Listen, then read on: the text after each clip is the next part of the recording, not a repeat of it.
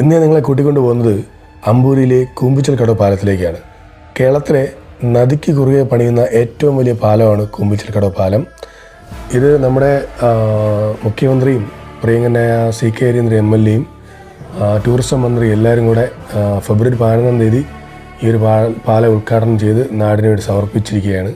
അപ്പോൾ അതിനുശേഷം ഈ ഒരു പാലം റീൽസിലൂടെ കയറി നല്ല ഹിറ്റായിട്ടുണ്ട്. അങ്ങനെ കേരളത്തിലെ തന്നെ ഇഷ്ടം പോലെ ആൾക്കാർ ഈ പല ഭാഗത്തുനിന്ന് ഇവിടെ എത്തിച്ചേരുന്നുണ്ട്.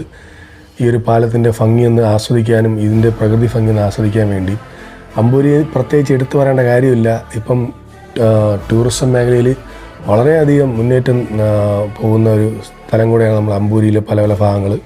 ഇവിടെ ഇഷ്ടം പോലെ ടൂറിസം സ്പോട്ടുകളുണ്ട്. ഇവിടെ നിന്ന് നമുക്ക് ഈ ദേശാടന പക്ഷികളെയും ഈ പ്രകൃതി ഭംഗിയും എല്ലാം ആസ്വദിച്ച് വളരെ കാം ആൻഡ് ക്വയറ്റായിട്ട് ഈ ഒരു ഭാഗം നമുക്ക് ആസ്വദിച്ച് തിരിച്ചു പോകാം. അതുകൊണ്ട് തന്നെ കേരളത്തിൻ്റെ പല ഭാഗത്തുള്ള ആൾക്കാർ ഇവിടെ എത്തിച്ചേരുന്നുണ്ട്.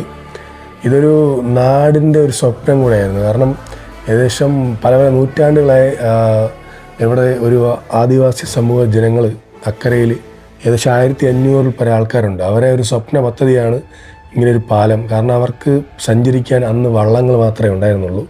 അപ്പം അതിനെല്ലാം ഇപ്പം മാറ്റിമറിച്ചൊരു പാലം വന്നിരിക്കുകയാണ്. അതോടെ അവരുടെ ജീവിതം തന്നെ മാറിയിരിക്കുകയാണ്.